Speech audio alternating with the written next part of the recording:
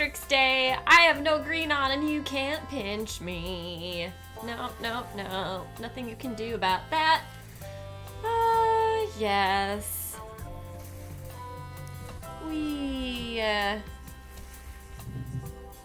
I'm sleepy. And check this out. You can't see most of, like, it looks like I'm drinking the backdrop. Hello, hello, Mrs. Scott. Hello, SS. You don't have any green on either? How is that possible, Mrs. Scott? That can't be possibly what you meant. Oh, thanks for the resub. That is beautiful. Aw, now I feel bad I can't pinch you. What I was excited about. Nah, no, that doesn't count. It doesn't count. It only counts if, like, you're in middle school. And then in high school, it was like, oh, I've got green on my underwear. Haha. Leave me on. How are you guys doing? Are those new puppies? I feel like this has got to just be on loop from an old video. Yeah, the worst little bits at the end of a bottle are the worst. They're just gross. Blah. It was yellow. Why yellow? I have no idea what the significance of yellow is. Oh, really? Like any day I could, if I saw you wearing yellow, I could have pinched you or punched you? Or is it just like on a special day?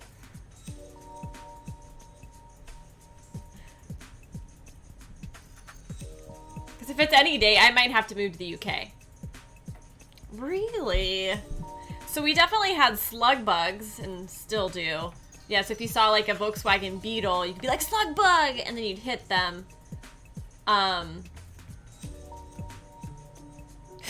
Self-distancers. Yeah, right now, Yeti Dude, you and I are pretty self-distanced. You're like in a completely different room of the house.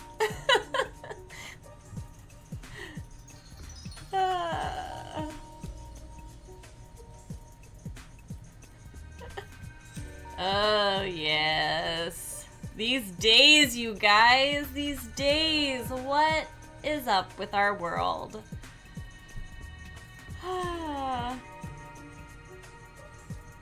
Right?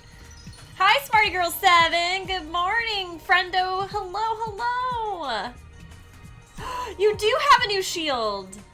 Oh, it's beautiful. Oh ho ho, look at that.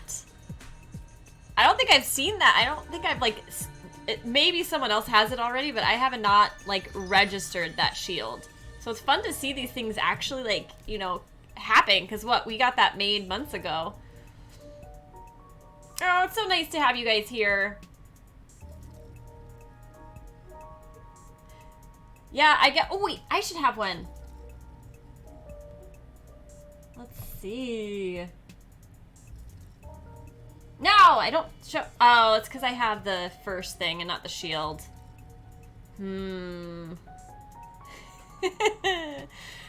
Oh, you guys, you're making me happy.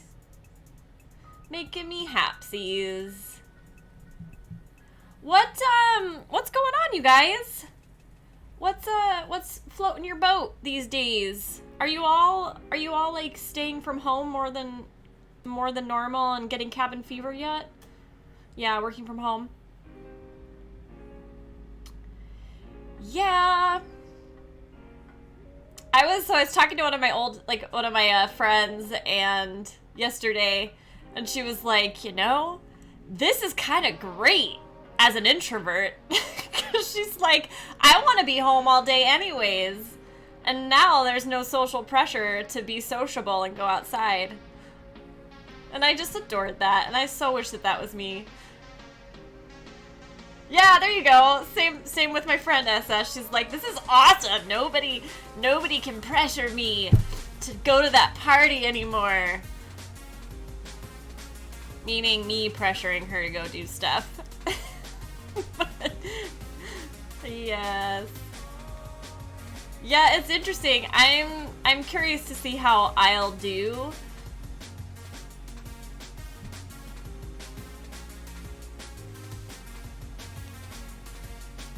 Oh, right? Like, yeah, having nobody else out there is nice. I've enjoyed that too when I do go out. Yeah. I like people as an extrovert. I mean, introverts like people too.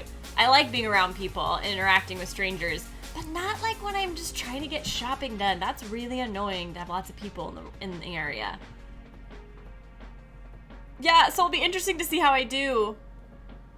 I already feel a little bit of cabin fever. Luckily, like, I've got a big yard. But even then, like, it's still like, oh, like, the thought that I'm not supposed to leave makes it feel kind of like a prison. So, I really have to do some work in my head to, like, reframe it.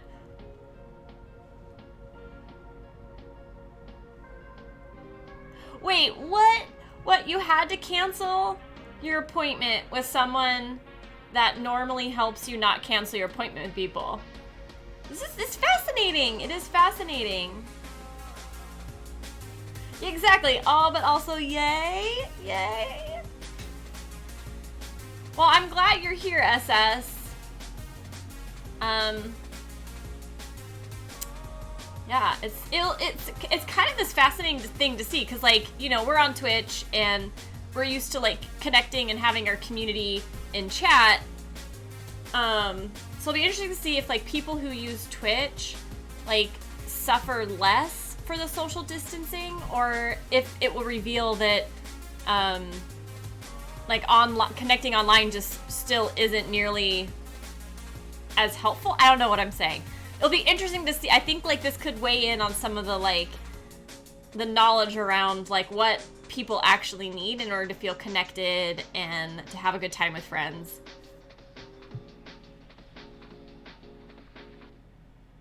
Yes. Yep. Well, I suppose you're accountable to booking it because now you've told us about it. So there.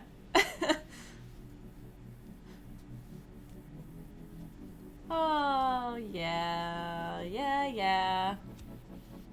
Right? Absolutely, it backfired. I'm gonna, you know what I could do if I was really evil? I would set up a chat bot.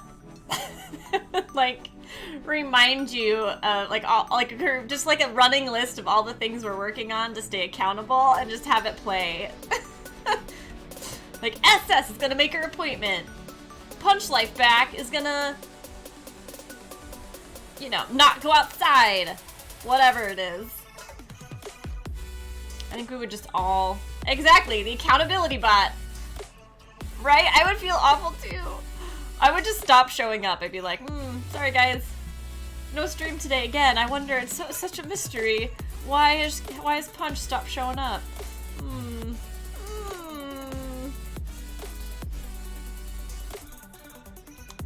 Yes. So today is gonna be interesting. I don't have the traditional deep dive for us, where I've, like, prepared, like, a lesson plan. So it's much more of a free-flowing, whatever it is that comes up that we want to talk about, we can talk about. You guys can ask me anything. And, oh, I didn't, Smarty. I would love to hear about that too, Smarty, if you are up for talking about it. But yeah, like, just, we can talk about whatever we want today. I do have, a couple things that I, like, would like to do with you guys that I think could be pretty fun. I've got a 10-minute video that is really,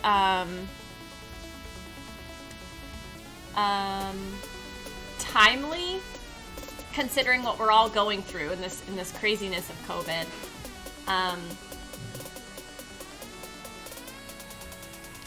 Oh, I see. I missed how you said that earlier, Smarty.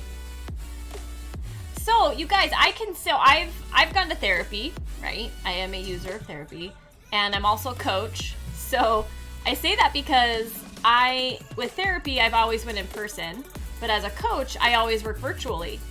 And most of the time, I actually just do it on the phone. And it's crazy how helpful it still is. And I absolutely do sessions like this where we can see each other, right? We have our webcams or our smartphone images. And that actually, for me, like, now I haven't done it as a therapy, you know, going to therapy, but I would imagine it's actually pretty amazing. And there's also, like, I found when I get coached and it's just the phone and I don't have to, like, worry about being visually seen, I'm much more comfortable and I'm willing to share more and go places where maybe I wouldn't normally want to go. So it could be this amazing experience, Smarty Girl.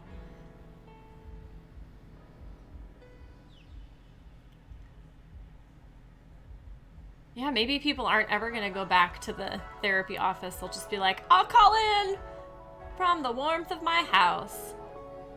Yeah, I think you're going to like it. As long as the tech works. It's really frustrating when, you know, it's like people are,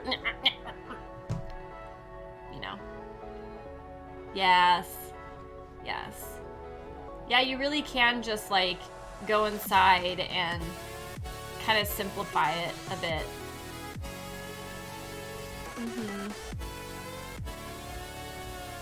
Oh, really, SS? Yeah, that makes sense too. So you might really like the video part where they can see you. Maybe that's what you could do, is set up a virtual appointment instead of the canceled appointment. Oh, thank you for the host. Thank you. That's lovely. Oh yeah, there you go. Yep, video chat. That's nice.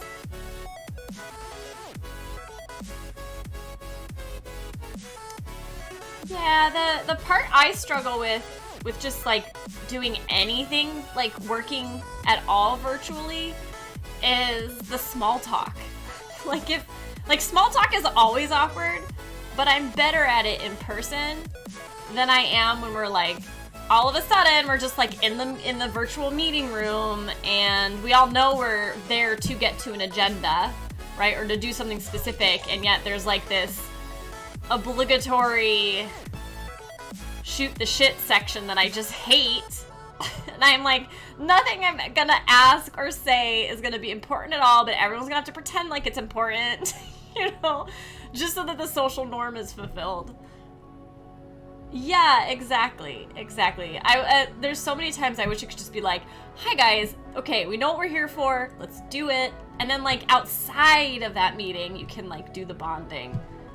That's not how the world works. I wish it did.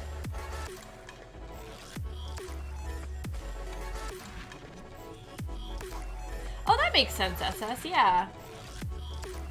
Yeah, there's so much communication that happens visually that's super important and can be incredibly helpful, for sure. Oh, you guys! So, while we're just chatting, chatting at the beginning, let's do our gratitude practice. How does that sound? Let's, you know, it's really easy in times like this where, you know, on the surface and maybe underneath the surface things aren't going incredibly well, that we tend to really lose perspective on how much is actually going well in our life, or the things that we genuinely can be appreciative for. And I mean, this is true in a normal day for human beings, because we have this negativity bias in which we are always seeing and recognizing and remembering the negative stuff that happens to us much more than the positive. And that is like a survival mechanism, so it makes total sense. It doesn't contribute to our well-being. And then when you have times of uncertainty like this, where there's a lot that just kind of sucks, it's that negativity bias just gets more powerful. Oh, the gifted! That's so lovely! And a Muerte flower! Oh, Smarty Girl, that was so lovely of you. Thank you. Hi, Muerte flower! Happy for you to be lurking.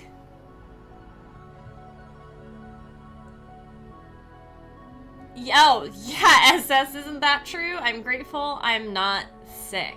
Yeah, so in a way, what you're saying is super interesting because, hey, Mr. Scott and Twinkle Toe!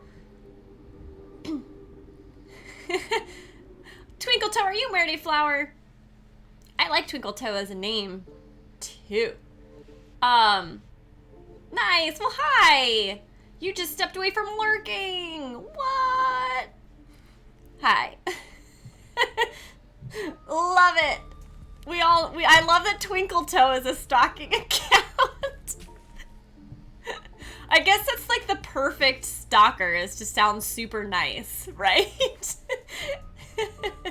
I love it. But yeah, as like what you're saying about like when times get tough, it's easier to see what we're grateful for, and that's like I can totally relate to that. It's also sometimes harder to like remember to be grateful, right? Because if you're so stuck in worry or anger or grief, it just like there's not much room there for other thoughts and other emotions. Mr. Scott, you have no alt account. Lies. All right, you guys, so let's do it. Let's do our gratitude. So, what was the best thing that happened to you guys yesterday? Yesterday was Monday.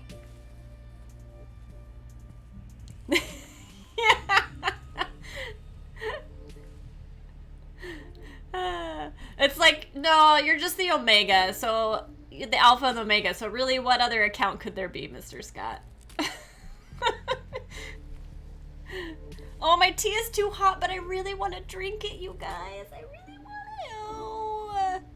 Don't burn me.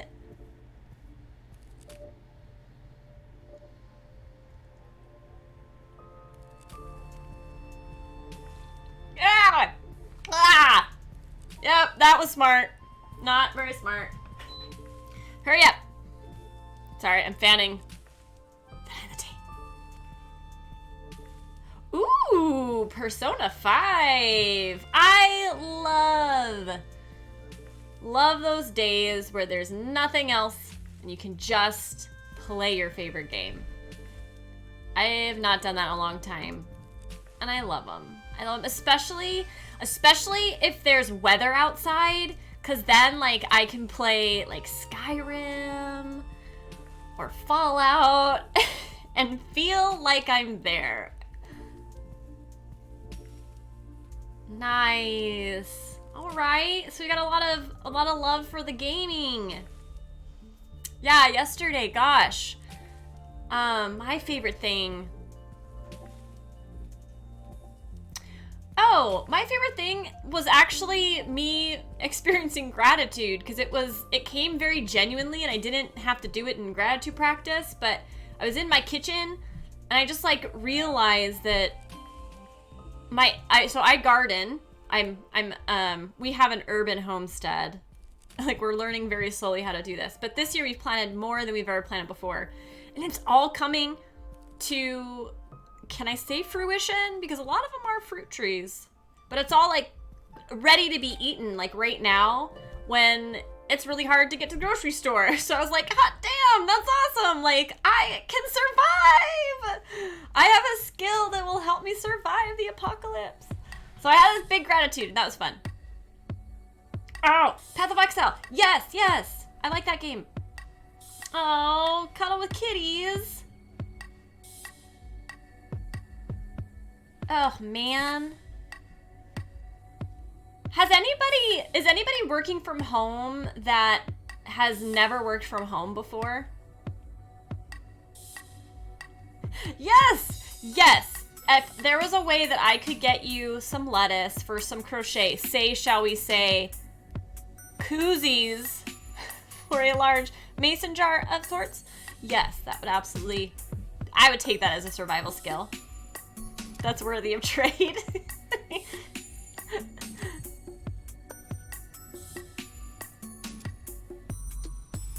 Yay! I'll have to figure out how to get you some yarn.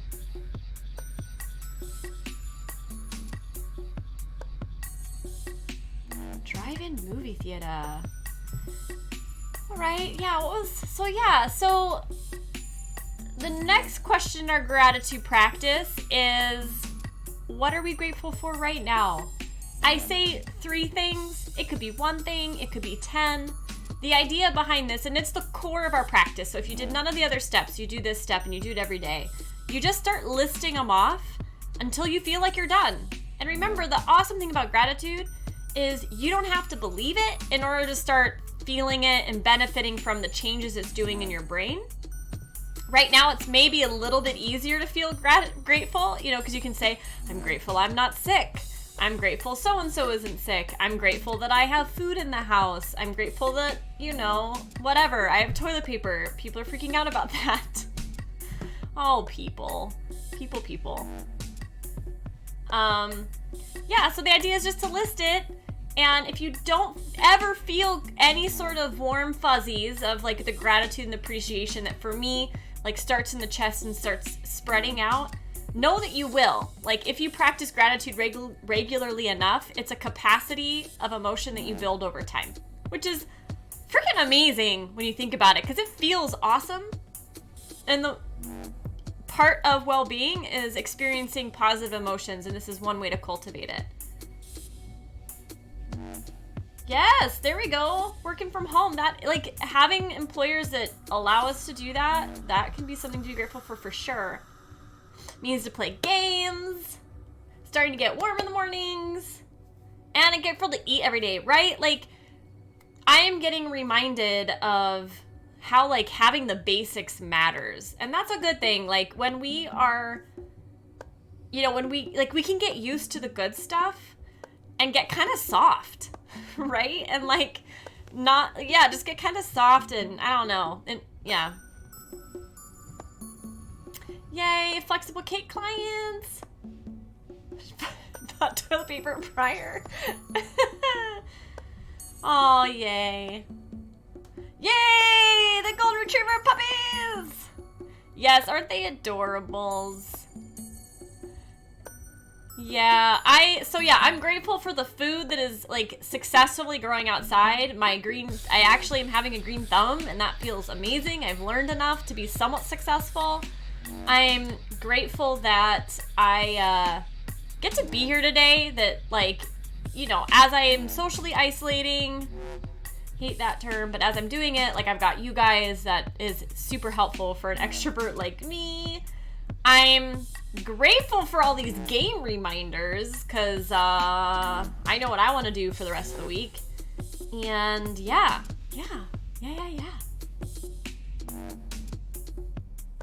I know.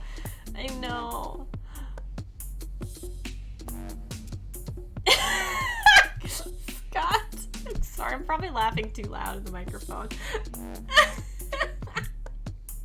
Why do you need the dino nuggets? Are they delicious? Is it for the kids? It's probably for the kids. The bigger ones.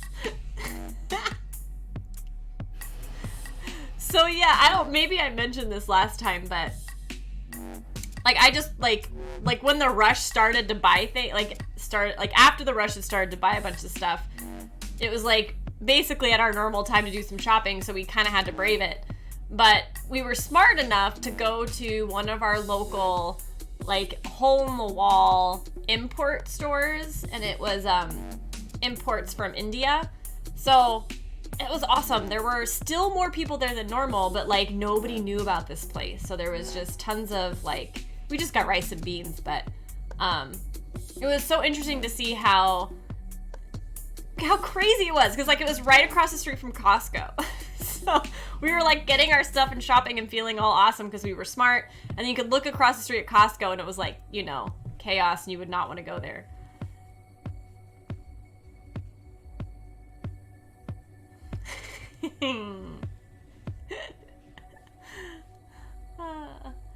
I feel like Scott's very tame in our chat.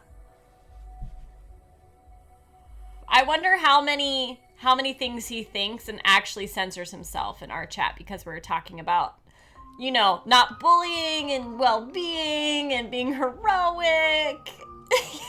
I know, and I know you want to. If it would make you feel better, you could, like, whisper me. When you really think I've done something absolutely horrific, you can, like, whisper your snarkies.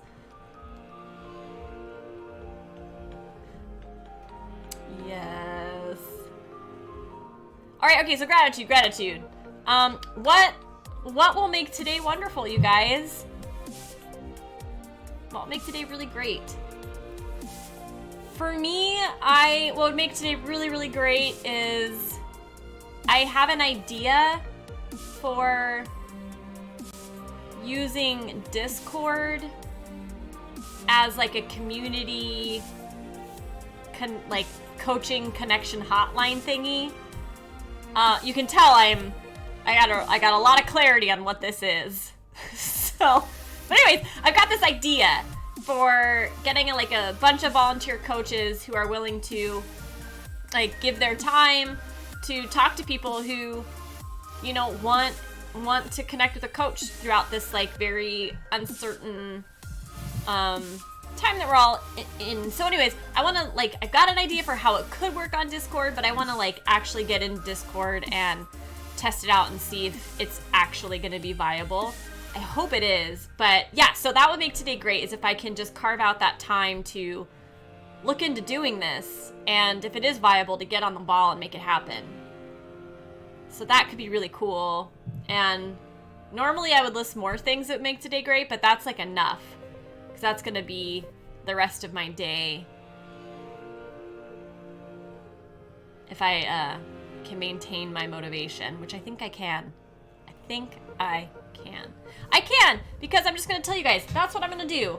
That's what I'm going to do. I'm going to do that today. I'm going to find out if it's viable, and if it is, I'm going to put a plan in place for moving forward. Huzzah.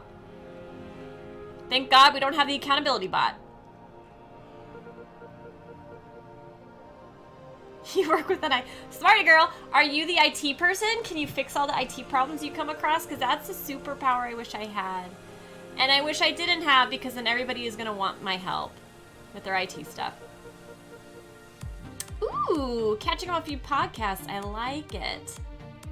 Isn't that funny how we can feel behind in something we do electively? Right? Like there's nobody measuring you on like what you listen to, but I still get that, SS. Wait, you're stuck in Barnes & Noble? Oh yes. Get out while you can. What? Another gifted sub! That's so lovely! Thanks, Werdy! Thank you! That's so... Thank you! And congratulations! That means congratulations, Voibic13. I burned my tongue on my pee and now I can't talk. What if I just did the rest of the cast like this? Would that work for you guys? Do you know what I'm saying? Oh, you said I'm pleasant to listen to. Am I still pleasant to listen to?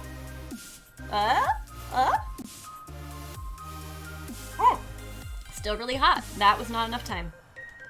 Aww.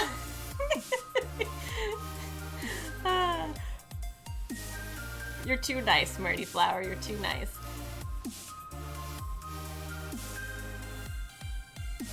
Yeah, that's how I felt doing it, SS. I too could not understand what I was saying as I was saying it. So the last part of our gratitude is, of course, setting some sort of intention. And this is meant to, like, prime our brains to go in a direction that we care about so that we have a little bit more control over what is normally on autopilot and making our lives crazy. So that can come in the form of an I am statement. It could just be whatever you want it to be. Like kick ass and take names. You know? So for me today, it is...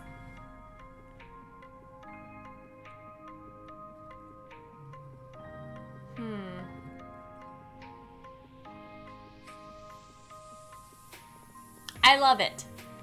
I'm gonna go with I love it. It's the translation of that Stoic idea, the amor vitae, vitae, and it's this, right? It's this idea. Ooh, I am patient. That's a good one. I could use some of that.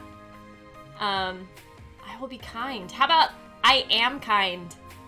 Your brain likes present tense statements more than future tense.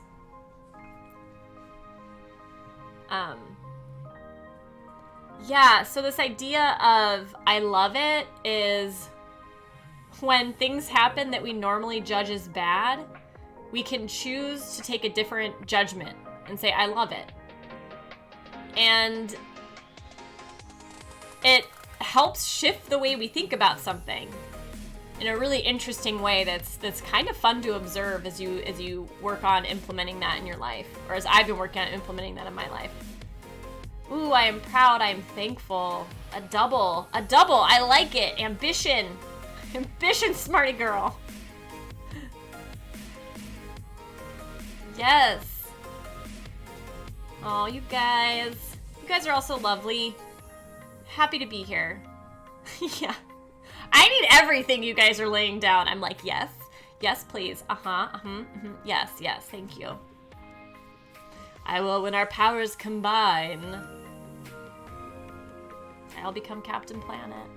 Or there are so many of these powers combining references. Exactly. Yes, please. And some more, please. Captain Affirmation. Even I want to kill myself if that's what I do. That's just too much. Too much. So when I was acting, you had to do so many, you didn't have to.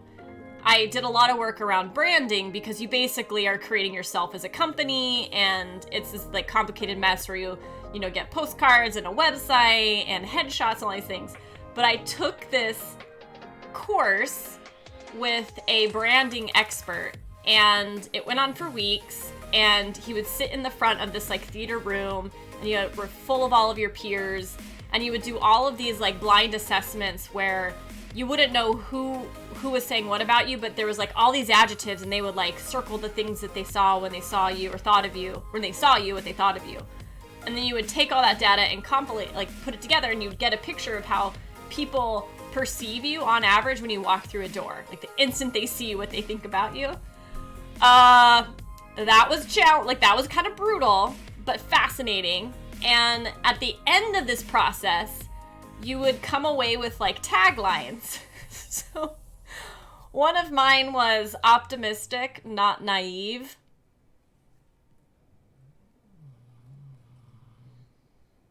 And that's what I thought of when I was like, Captain Affirmation. Like that really annoying girl who's always positive and doesn't actually consider what's real in the world and is as annoying as all fuck. You know? Like, no, I'm not that. Yeah, so but that's because I hated what people were seeing about me, because they were like, she's really naive. So at the end of it, I was like, I can use this branding and like spin it to a way that I can tolerate it. And that's how I got optimistic but not naive. So, of course, yeah, thank you, SS. I agree, but yeah, because, we can kind of balance each other out, right? Like the super optimist and the super pessimist can kind of, if we manage to communicate at all, right? Like we can balance each other out. And yeah, like, for our own like individual well-being, how amazing would it be to be a like realistic optimist? So you kind of get the best of both worlds. You get all the like boost to your well-being of optimism, but you get the enough of the realism of pessimism so that you don't have this like unmitigated risk or this blindness to, realities that matter. So that's what I'm aiming for, is the blending of the two. But yes. All right. So how about we Are we up for a meditation right now, or would we like to watch that 10-minute video from the Daily Stoic? I'm on a roll with those people. I love what they're putting out. And this video, by the way, I was talking about a little bit earlier, but the idea, it's called The Obstacle is the Way. And I was watching it and I was falling in love with it because I think it is so timely. And the idea is that when the going gets super shitty, right? Like something has just gone really wrong, it's very easy to start to feel like hopeless or helpless or angry or sad, like, right? Any of those very reasonable reactions. And yet there's this opportunity to turn the obstacle around and use it as fuel to become stronger, to become more resilient, to grow and to change in a way that maybe you couldn't have accomplished without that obstacle. So I find it really, really helpful to remind me of, this, like the idea of the unstoppable hero that I believe in so much, and to be able to lean into it when it actually gets challenging. And because without these reminders, I might just forget and keep going about my life and not live up to my values. So yeah, so I was really appreciative of this video. So I've got that for us today to watch. So, I just teed it up. So why don't we just go ahead and do that?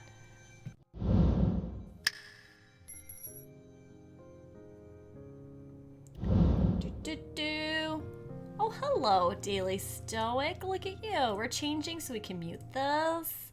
Now we're coming back. La-da-dee-da-da-dee-dee.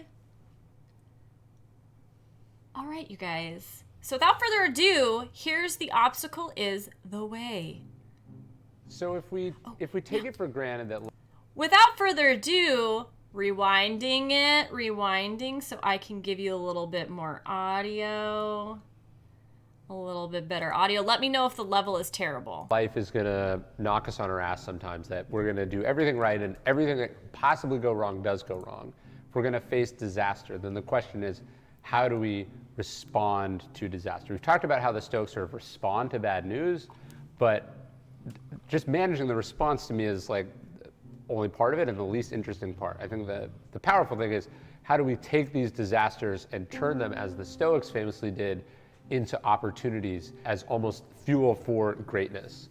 So what's interesting is, like, it's almost like, of course, that Stoicism would be founded around that exact series of events. So Zeno is a very successful dye merchant. His family has been traders of what's called Tyrian purple dye for generations.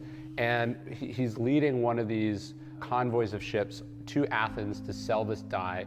And all we know is that he suffers a terrible shipwreck and loses everything. He washes up on shore dead broke. This could have been the worst thing that ever happened to him. He very easily could have lost his life, so it probably was the worst thing that happened to him. All the money, all the success, generations of work evaporated like that. And famously, though, this is what drives Zeno to philosophy. He ends up at a bookstore, there's a reading, he hears the teacher talking about Socrates, he goes, hey, how can I learn more about this? Just then, a philosopher named Crates is walking by, and Zeno is basically handed off to the mentor, who puts him on the path to create Stoicism. So obviously none of this would have happened had the convoy of ships gone swimmingly, so the disaster is what puts him in a place to have this experience. But he famously says later, he goes, thus fortune did drive me to philosophy, or he says, I won a great fortune by losing my fortune. In the shipwreck, so cool. In losing everything, he discovered the thing that not only made his life better, but made the life of millions of people better. We wouldn't be having this conversation right now had he done that. So that's how a Stoic tries to see the good in everything, but a Stoic also realizes that sometimes losing everything is a great freedom, and it can put us on a path to discovering what we were actually put on this planet to do. The Agreed. World easily found another Tyrian dye merchant. It did not and has never seen another Zeno. I tell this story in The Obstacle's Way. It's sort of the conclusion. I talk about how, the framework for overcoming obstacles is this, but then we have to apply it in real life. So at the end of Marcus Aurelius' reign, he's sort of sick. He'd been sick a long time. And this rumor gets out that he's died.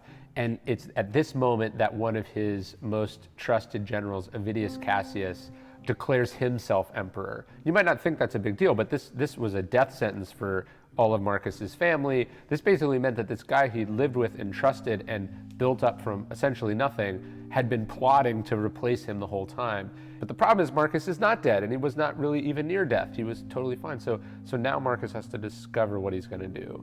And what's so interesting about it is that Marcus wasn't angry.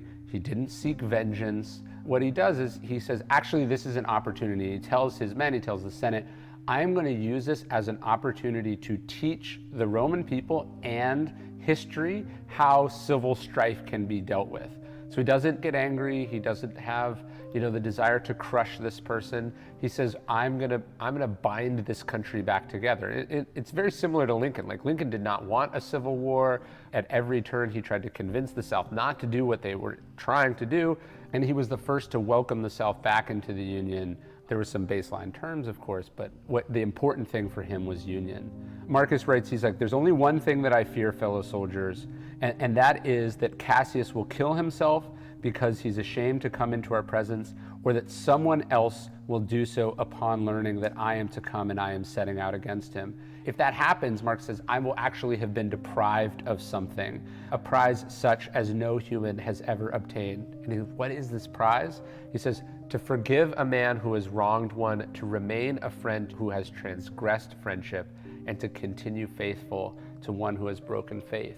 Marcus says no one is to be executed for this civil war. No one is to be punished for it. He tells the Senate, let no one's hands be stained with blood. And actually, this worst case scenario does come to pass. Someone assassinates Cassius, and we're told Marcus wept about it. Because what he saw this was not a bad thing. Obviously, he didn't want it to happen, but it was an opportunity to teach people that just because there's some dispute over who's emperor or not, does not mean that Rome has to descend into a violent, bloody, terrible civil war. And Marcus does save that from happening, and he does, I think, most beautifully, prove that he actually meant these things that he was writing about in Meditations. Hey, it's Ryan Holiday. My #1 best-selling book, The Obstacle is the Way, is $1.99 as an ebook right now. It'll never be cheaper than this. So we're gonna watch if you're the little going ad through as he anything, if you're dealing continues. with challenges or obstacles and you want a philosophy, a framework, a bunch of inspiring stories that will help you overcome that thing and turn it maybe even into the best thing that ever happened to you, check it out. The Obstacle is the Way, The Timeless Art of Turning Trials into Triumph. It's $1.99 as an ebook until March 29th. Check it out. One of the more unfortunate themes in Stoic philosophy is exile. Epictetus is exiled, Seneca is exiled, Musonius Rufus is exiled at least 3 times and probably 4 times. Imagine 4 times you lose your house, you lose your ability to stay in your own country, and you're sent off to some godforsaken land. And at one point he's sort of banished to this island. What's so beautiful about Musonius Rufus is that he's totally unruffled by this. People are like, are you gonna kill yourself? Are you gonna plot your return? He's like, no, I'm gonna do what I gotta do. So he does his writing, he does his teachings. Famously, on one of the islands that he's banished to, he discovers an underground spring.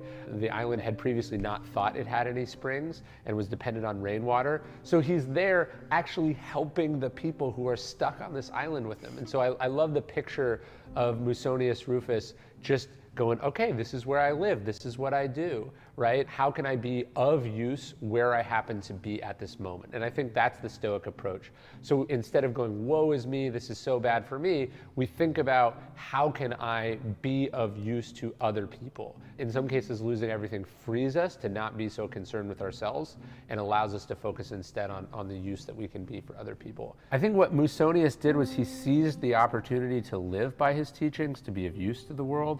And in doing, he actually became quite famous. I think he believed that exile was not an evil or a hardship, but kind of a test and a chance to move closer to virtue in the real world. And that's how we can see the obstacles that we face, or the disaster that we're in the middle of right now.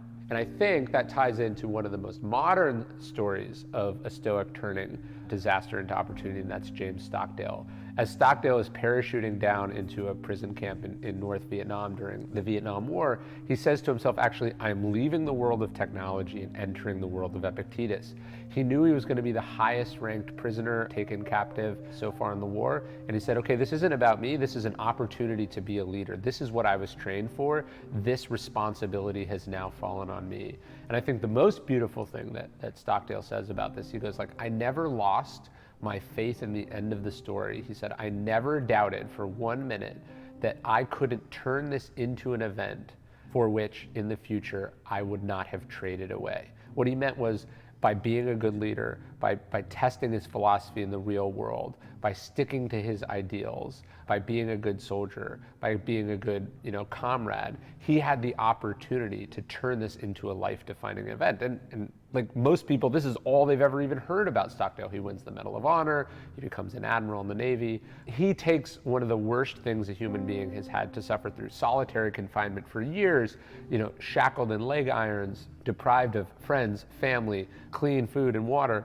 and he uses this as an opportunity to just prove the philosophy, right? He uses it as an opportunity. He creates what they call a culture of defiance inside the prison camp. He comforts fellow prisoners when they break under torture because he knows that no one can really endure what they're being subjected to. He even creates a code language for them to communicate with, and they had this sort of acronym that go US, right? That doesn't stand for United States, it stood for unity over self.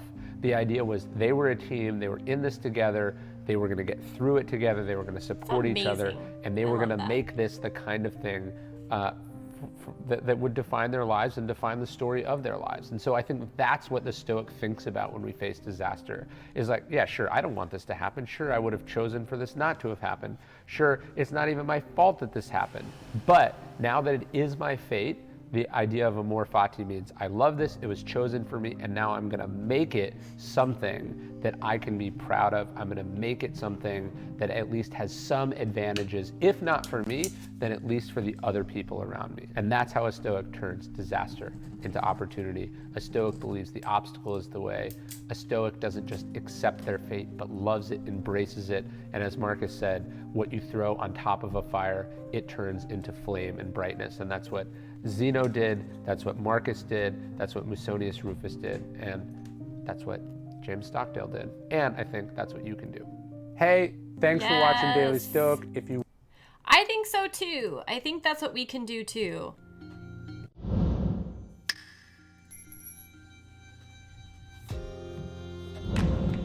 How cool was that, you guys? There's so many points in there that I was like, yes, yes. Yes, yes, yes, please. Right? Fascinating. And it's not the way that, I think most of us, naturally look at the world. Yeah, one of the things, what's coming up for me right now, and if I am talking too much about myself, you guys gotta let me know. But I discovered Stoicism after I became a Stoic. And essentially, when I went through my greatest obstacle, which was the loss of my father-in-law to suicide, and it coincided with an entrepreneurial effort that went terribly wrong for all of us. So it was a major, major, major hit. And it was the first time in my life where I didn't want to engage fully with life anymore. I was done. I was ready to just get very small, armor up, play it safe, disconnect from life as much as I could just to survive. And there was something in me that wouldn't let me do that.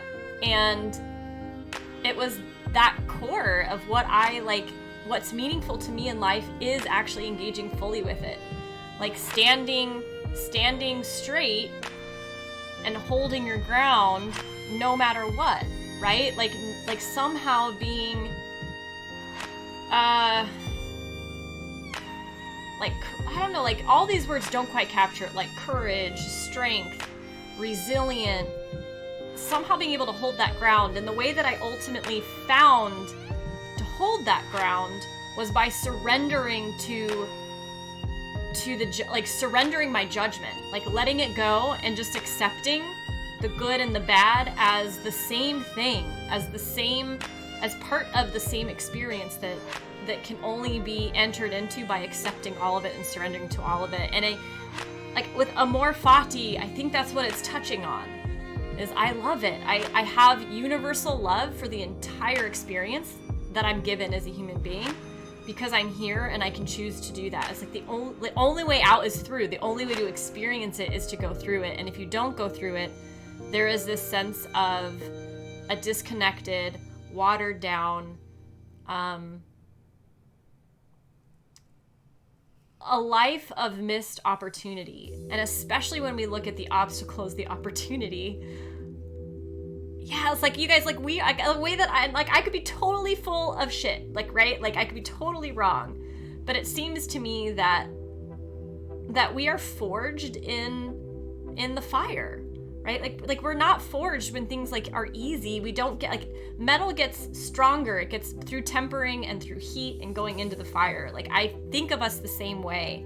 And that's why I always come back to these images of us as heroes, because we all have the heroic capacity because we're human. It's this idea of we become more and more heroic the more often we're able to stay in the things we want to disengage from, run from, because they're uncomfortable. Oh, yeah, you're welcome. Yeah, so what was crazy to me is I was developing this way of thinking about life because I had this natural tendency to want to stay and be resilient, and I was challenged more than I ever could have imagined being challenged to do the opposite of like what I felt like was my core sense of self. And so it ended up teaching me about my core sense of self, right? And in so doing, like, I became a coach and I specialized in resilience and I dove into positive psychology and all of these things. And out of all of that, I finally discovered Stoicism, and I was like, holy shit, like, these are like this is a millennium, old way of thinking. So I just got so excited when I discovered it. You know what, SS, we're all capable of it. I absolutely believe that. It's not easy, and I didn't do it very well, right? Like, it was a very, like, messy journey, right? Like, it brings me back to this idea that I've heard from positive psychology, which is we can have well-being even when we're grieving. That well-being isn't about happiness. It's not about, hi D3 Schizo! It's not about, like, constantly being, feeling good. Like, yes, positive emotions are part of well-being, but they're not the pinnacle that a lot of people think they are. But there's that to have real well-being, sustained well-being in life requires us to embrace the parts of ourselves that we don't like, to embrace the parts of our experience that we don't like, the parts that are painful or bad. So it's this very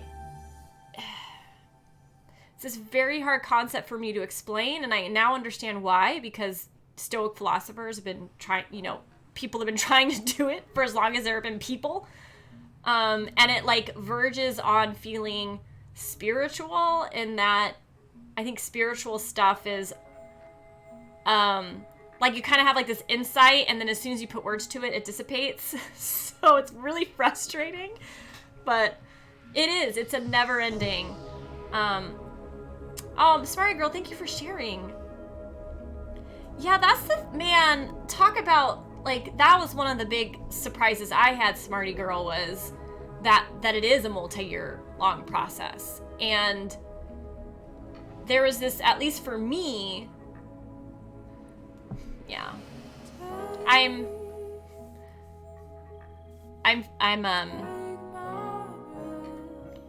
don't know, I'm feeling I'm feeling sadness, but it's like a cathartic sadness, in that, I wish you didn't get what I was saying, like, I'm feeling you. Yeah. And that's this thing about, like, that was one of the things that surprised me about loss and surprised me about grief. And yes, empowering. Hell yeah, like, to use the obstacle as the opportunity to amor fati something, right? To somehow find the strength to surrender to the experience and go through it, no matter how messy that is and hard that experience is. To do that is super empowering, because that's where power comes from, right? That's where we become, like, we get tempered and strengthened in that fire. Yeah. Thank you for offering that word to the process, because that is a good way of summarizing it. And yeah, this idea, like, I was really surprised by how, like, I thought grief was linear. You know, like, it was really hard in the beginning and then it got easier. And at least for me, what I've discovered is that it's not. It's like cyclical. That, like, grief will come back almost at full force when you least expect it. And it's kind of like the things that go wrong for us, we may always carry them. We may always carry them in one way or another. And that's okay. That doesn't lessen us. That somehow empowers us and becomes the strength on which we're able to stand straight. Yeah, it does. It catches you when you're least aware of it. And the other thing, just a handful of years before I lost my father-in-law, I had this accident, and it happened, and it was like, I lost it, and then it got reattached, and then it died, so they took it off. So, like, not a fun experience by any means, but it happened at the same time that my grandmother, who was 94, who I had been her primary caregiver of 6 years, was dying. So, and it was my first grandparent that I was alive to lose. So I, like, would come home from the hospital on, like, so many drugs, and, like, I was so fortunate that I was able to, like, be by her and be with her when she passed. And so, like, I went through this very challenging experience, had a couple years to, like, heal and get stronger. And then I lost my father-in-law, and one of the many things that really surprised me is that it opened up everything. It somehow, for me, like, one trauma is, like, connected to the next trauma. And in a way, it makes the new trauma I have yet to experience more challenging.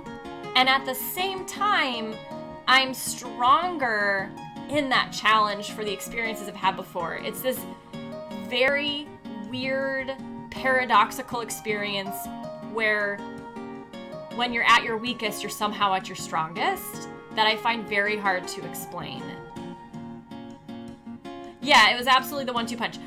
I swear, it just, talk about confirmation bias, but it seems like adversities come in sets. Like, it's never just one thing going terribly wrong. There seems to always be multiple things. Right? What is up with that? I don't know. Yeah, so, okay, so, yeah. Oh my gosh, D3 Schizo. Yeah, seriously rough as fuck. I am sorry you had to go through that, and, I feel you. We've got some things in common that I would wish on nobody.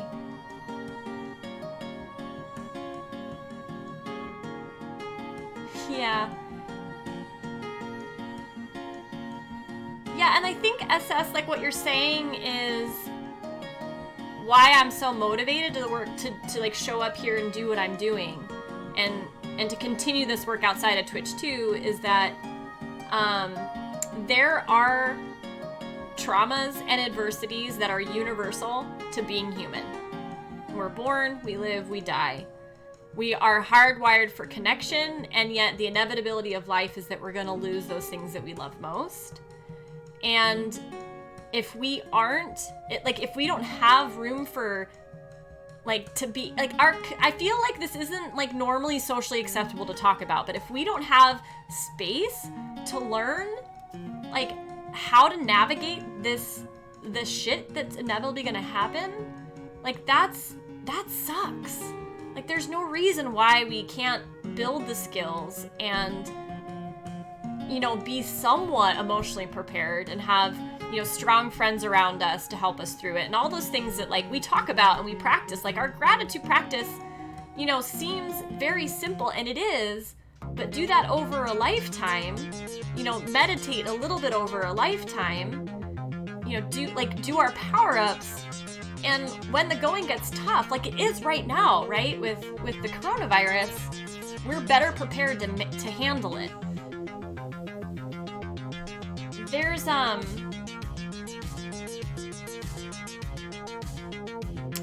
Smarty, I'm just seeing what you're writing. Yeah.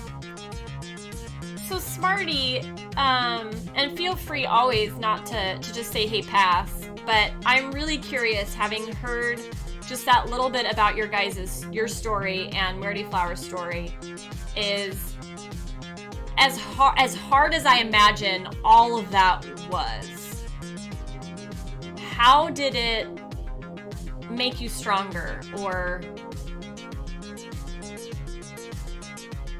you know, there's this thing that I've experienced, like going through what I went through in my losses.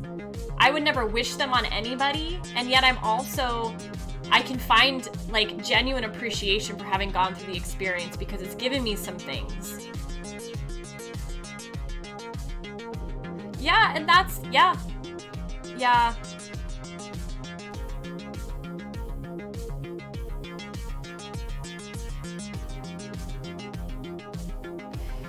Yeah, it isn't SS. That's one of my, I tell Yeti Dude all the time, like, there's just never gonna be enough time. I'm never gonna have enough time. Even if I lived 5,000 years, it wouldn't be enough time.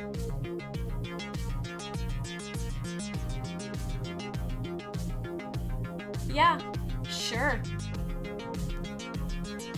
Yeah, so it gave you this, I mean, it sounds, Smarty Girl, that it gave you this like empowering perspective on death that a lot of us don't have.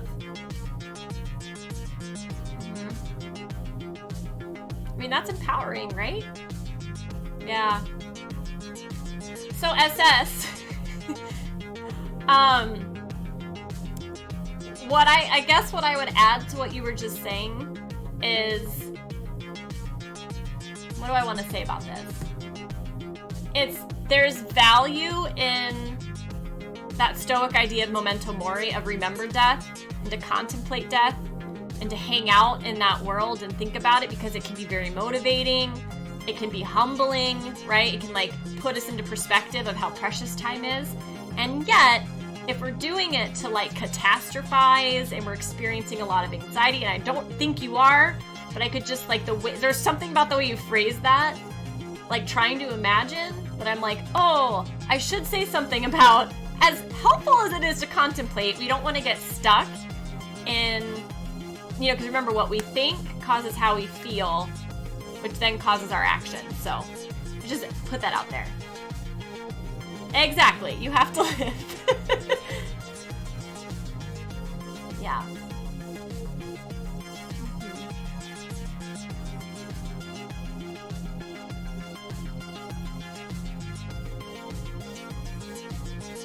Well, if you ever,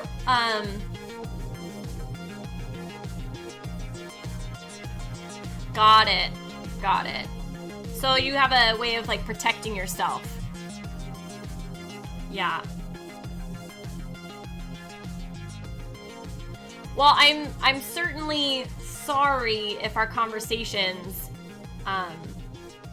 if anything, here, just like kind of in general, guys, if ever what I'm saying like isn't something that's good for you to hear, you know, if like you're really like, oh, this is something that like isn't a conversation I want to be a part of, please just like check out, you know, just come back at a later time, or let me know and ask me to change the subject or whatever. We'll have a conversation about it. But okay, Okay. It's kind of like thinking about, like, don't think about the purple elephant in the room. And that's like all you think about, right? Yeah.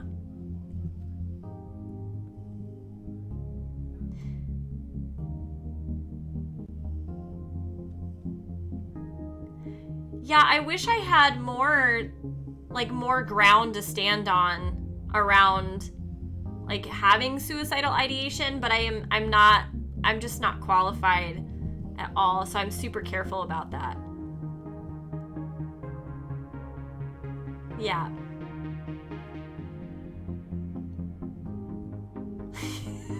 No, I have moles. Ah, I'll hide them. Yeah, exactly, smarty girl. Man, you guys are always impressing me with your bravery to just show up and own things. And I find a lot of I feel good when, like, I see we're not alone in having these things or thinking these thoughts. I love Austin Powers. Yeah. Yes.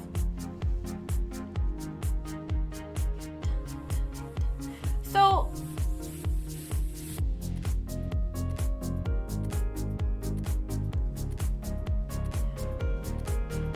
what?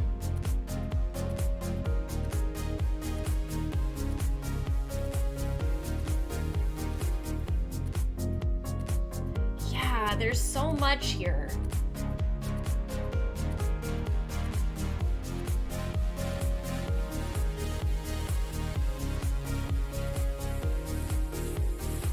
So D3 Schizo and SS, do you guys find, like, how helpful do you guys find it is to share things like this and like find that other people are experiencing what you're experiencing? Like earlier with, you know, Smarty Girl having stuff in common with me and our losses, like that felt good to me.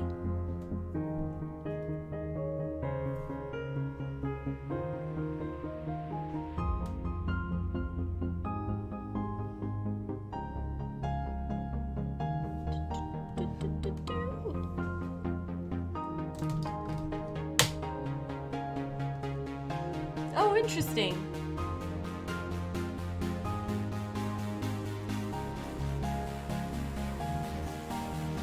Yeah.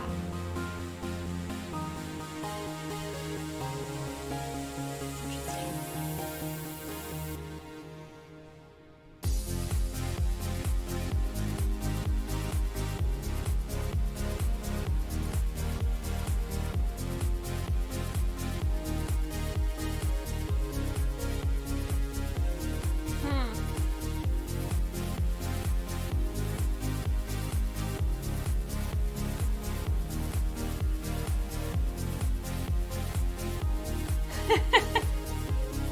No, this is I'm very interested, SS, because I really want to understand.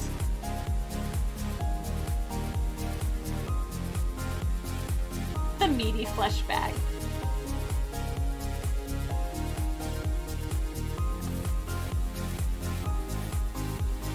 What, D3, what made you want to be open on Twitch? Got it, like, as a way to become more okay with it. I mean, it can be super helpful to talk about things. You know, especially when it's safe to do so, like when the community is supportive.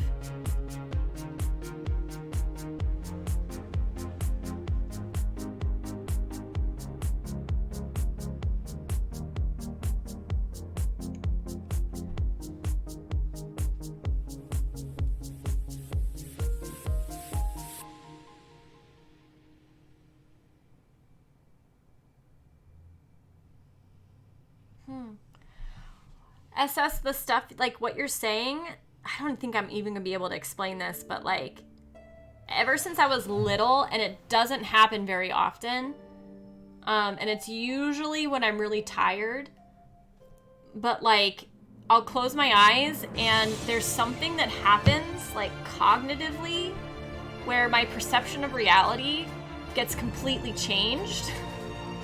And it's really scary, but it's like I see like it's almost like I see geometric shapes, but instead of them having the size they're supposed to have, they're like missized. It is weird. I don't normally think in shapes or anything like that, but I swear there's just this like, I don't know if it's like the brain chemistry or like what, but there's this like little thing that happens that is the way that I am connecting what you're saying to my felt experience to maybe somehow understand what it would be like to feel disconnected from reality, because that's how I would describe how I feel in that moment.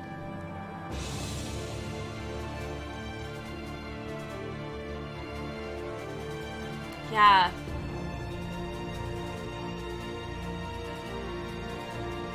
Well, man, I'm super honored that you guys are here and sharing. I have so much to learn from each and every one of you.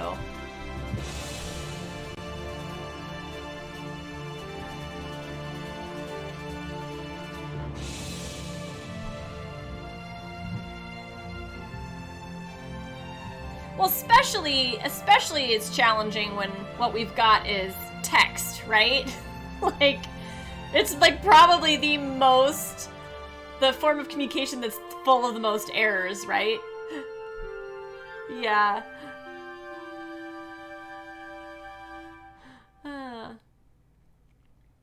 Yeah, well, how about we do our, let's do our meditation practice before too much more time gets away from us. But of course, like, if you don't feel like meditating or you want to continue having your conversation, please do so in chat. That is always there for you guys. And we, of course, one of the reasons why we do this power up every single time is because as we really have just been exploring in chat, like, the way our brains work really, really matters. And what we say in our brains, the thoughts we think, the things we say to ourselves, do cause our emotions. And then our emotions drive our actions. So in order to have well-being, we, in a very real sense, want to take responsibility for the experience that's going on in our head. And meditation helps us do that by increasing our ability to be aware of our thoughts. So I say that in a way to prepare us for going into meditating.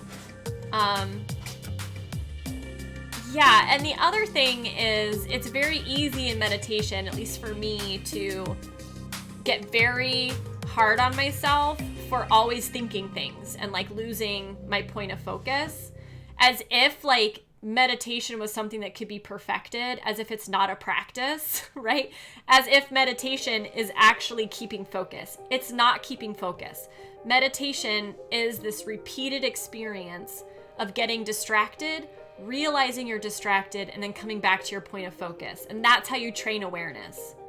It's this experience of training ourselves to be aware of when we are unaware. Does that make sense? I think it did.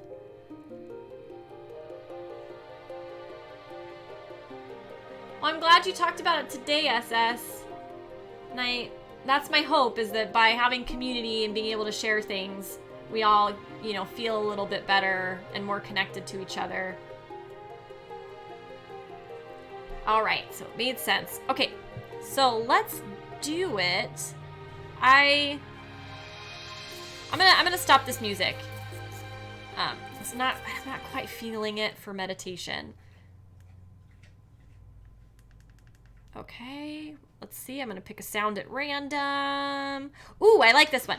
We're gonna have a fire to remind us that we all get tempered in the obstacle. Oh my gosh, you guys, before I forget, so we watched the video, The Obstacle is the Way, from the Daily Stoic.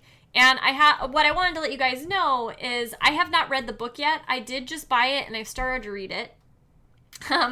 But if any of you guys would like a Kindle copy, I do have some funds from our subs and our donations that I would be happy to spend some of that on getting you guys some copies. So if you are interested in The Obstacle is the Way, send me an email, because I think I need your email address to send you a Kindle version. So yeah, and I that's just a little way to give back, and I would really be more than happy to do that. So you can email me. I think the emails are below now, but it's punchlifeback@thematrixguard.com or info@thematrixguard. So yeah, so if you want it, let me know and I'll get you a Kindle copy. All right.